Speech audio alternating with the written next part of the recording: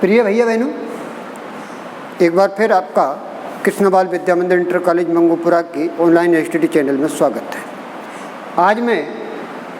आज टेंसों के क्रम में आपको प्रेजेंट इंडेफिनिट टेंस बताने वाला हूँ। प्रेजेंट इंडेफिनिट टेंस को सिंपल प्रेजेंट भी कहते हैं।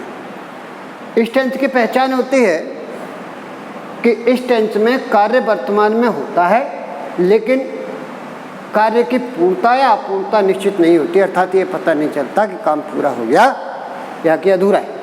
ताहे तीहे तेहे आदि सब वाक्यों के अंत में आते हैं। जैसे बह जाता है, मैं खेलता हूँ, तुम पढ़ते हो, वह तुम्हें पढ़ाता तो है, कुत्ते भौंकते हैं, कुत्ते भौंका करते हैं। इन सभी सेंटेंसेस में ताहे तीहे तेहे आदि सब लास्ट में आए हैं। सभी सेंटेंस प्रेजेंट इंडेफिनिट के हैं, लेकिन ताहे तीहे वाली जो पहचान है, उस पहचान के बाद होते हैं क्रिया जोता व पूता। जैसे उसने अपना खेत जोता है, मतलब वो खेत जोत करके निपट गया, काम पूरा हो गया। जब काम पूरा हो गया तो वो सेंटेंस प्रेजेंट परफेक्ट का है। इसलिए जोता है और पोता है पहचान की अपवाद होती है। नियम, सिंगुलर सब्जेक्ट में एक वचनकर्ता के साथ वर्ब के फर्स्ट फॉर्म में ऐसे ये लगता है, आई के साथ, बी के साथ, यू के साथ और दे के साथ, अर्थात प्लूरल सब्जेक्ट के साथ वर्ब की फर्स्ट फॉर्म आती है। सेंटेंस का स्ट्रक्चर पहले सब्जेक्ट, फिर वर्ब की फर्स्ट फॉर्म या फर्स्ट फॉर्म में ऐसे ऐसा अकॉर्डिंग टू सब्जेक्ट, फिर ऑब्जेक्ट और फिर एक्स्ट्रा वर्ड, लास्ट में फुल स्टॉप। जैसे बह जाता है, सब्जेक्ट ही सिंगुलर सब्जेक्ट है, इसलिए वर्ब की फर्स्ट फॉर्म गो में ईएस लग गया, गोज, ही गोज। मैं खेलता हूँ, आई इस सेंस में प्लूरल की क्रिया लेता है, बहुवचन की क्रिया लेता है, इसलिए वर्ब की फर्स्ट फॉर्म आई प्ले, मैं खेलता हूँ। वह तुम्हें पढ़ाता तो है, किसी बात पर जोर देने के लिए, स्ट्रेस करने के लिए पॉजिटिव सेंटेंस में डू या डज का प्रयोग करते हैं। वैसे पॉजिटिव सेंटेंस में डू या डज का प्रयोग नहीं होता, केवल इंटरोगेटिव और नेगेटिव सेंटेंसेस में होता है। लेकिन जब किसी बात पर जोर देते हैं, स्ट्रेस करते हैं, तो फिर डू या डज का प्रयोग पॉजिटिव सेंटेंस में होता है। जैसे कि ये दो सेंटेंस, वह तुम्हें पढ़ाता तो है, ही डज टीच यू, मैं वहाँ जाता तो हूँ, आई डू गो देयर। और इसी प्रकार से यदि किसी की आदत प्रकट करनी है तो सब्जेक्ट से पहले आने वाला आर्टिकल दा नहीं लगता। जैसे कुत्ते भौंका करते हैं, डॉग्स बार्क, इसमें कुत्ते के भौंकने की आदत प्रकट होती है, तो डॉग्स से पहले आर्टिकल ता का प्रयोग नहीं करना, डॉग्स बार्क। और कुत्ते भौंकते हैं, ये सामान्य बात है, इसको द डॉग बार्क लिखेंगे। तो ये हमारे पॉजिटिव सेंटेंस हो गए। नेगेटिव सेंटेंसेस, नेगेटिव सेंटेंस में सिंगुलर सब्जेक्ट के साथ डज नॉट, प्लूरल सब के साथ डू नॉट लगाते हैं। स्ट्रक्चर होता है पहले सब्जेक्ट, फिर डू या डज, फिर नॉट, फिर वर्ब की फर्स्ट फॉर्म, फिर ऑब्जेक्ट, फिर एक्स्ट्रा वर्ड, फिर फुल स्टॉप। जैसे तुम्हारा भाई विद्यालय नहीं जाता है, subject your brother, singular subject है डज नॉट, वर्ब की first form go to school. हम मैच नहीं खेलते हैं,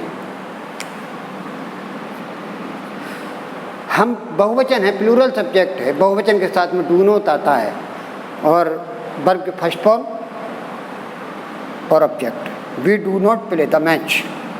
कभी नहीं कि अंग्रेजी नेवर लगाते हैं और नेवर के साथ में सब्जेक्ट के अनुसार या तो वर्ब की फर्स्ट फॉर्म आती है और या फर्स्ट फॉर्म में एस लगता है। जैसे यहाँ सिंगुलर सब्जेक्ट वह कभी भी झूठ नहीं बोलता है, ही नेवर टेल्स, यानी फर्स्ट फॉर्म में एस लगा दिया, टेल्स हो गया अ लाई, झूठ नहीं बोलता, a lie object, he never tells a lie, वह कभी झूठ नहीं बोलता है। इंटरोगेटिव सेंटेंसेस यानी प्रश्न सूचक वाक्य, ये सेंटेंस दो टाइप के होते हैं। टाइप फर्स्ट वे सेंटेंस जो क्या से शुरू होते हैं, टाइप सेकंड वे सेंटेंस जिनके बीच में प्रश्न सूचक शब्द आता है। तो पहले फर्स्ट टाइप के सेंटेंस देखते हैं जो क्या से शुरू होते हैं। जो सेंटेंस क्या से शुरू होते हैं उनमें क्या शब्द का अनुवाद कहीं नहीं लगाते। जो सहायक क्रिया होती है डू या डज, उसका प्रयोग वाक्य के शुरू में करते हैं सब्जेक्ट से पहले। स्ट्रक्चर सबसे पहले डू या डज, फिर सब्जेक्ट, फिर अगर सेंटेंस में हिंदी में वाक्य में नहीं आया तो नोट लगेगा, वरना नहीं लगाना।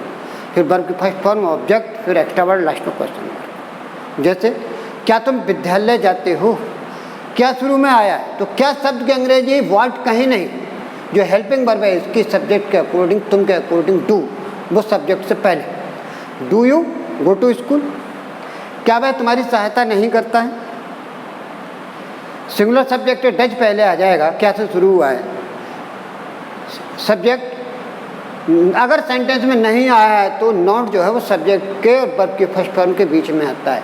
Does he not help you, क्या वह कभी भी सिनेमा नहीं जाता, डज ही नेवर, क्या वह कभी भी सिनेमा नहीं देखता है, does he never watch the cinema. Second type पे आते हैं वे सेंटेंस जिनमें प्रश्नसूचक शब्द बीच में होता है, उनमें सबसे पहले उस प्रश्नसूचक शब्द की अंग्रेजी रखी जाती है, उसके बाद फिर सहायक क्रिया। स्ट्रक्चर होता है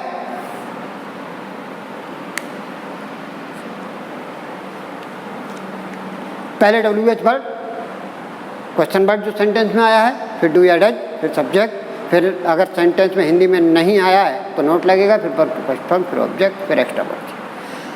वह तुम्हें क्यों पीटता है, सबसे पहले क्यों की अंग्रेजी, प्रश्न शब्द की अंग्रेजी वर्ड, फिर सब्जेक्ट के अकॉर्डिंग डू या डज, सब्जेक्ट सिंगुलर है ही तो इसलिए डज आएगा, फिर सब्जेक्ट, फिर वर्ब की फर्स्ट फॉर्म, फिर ऑब्जेक्ट, फिर एक्स्ट्रा वर्ड, क्वेश्चन मार्क।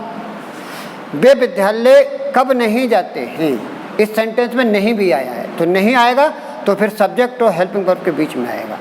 सबसे पहले प्रश्नसूचक शब्द की अंग्रेजी, फिर हेल्पिंग वर्ब डू या डज, फिर सब्जेक्ट, फिर नॉट, फिर वर्ब की फर्स्ट फॉर्म, फिर गो टू स्कूल। और इस प्रकार से हमारा प्रेजेंट इंडेफिनिट टेंस पूरा हुआ। अभ्यास के लिए कार्य PDF के माध्यम से आपको भेज दिया जाएगा। सभी विद्यार्थियों से अनुरोध है कि अनिवार्य रूप से विद्यालय के YouTube चैनल को सब्सक्राइब कर लें, बेल आइकन दबाएं और अधिकतम शेयर करें ताकि ज़्यादा से ज़्यादा लोगों तक वीडियो पहुंच सके और उन्हें फ़ायदा हो सके। धन्यवाद।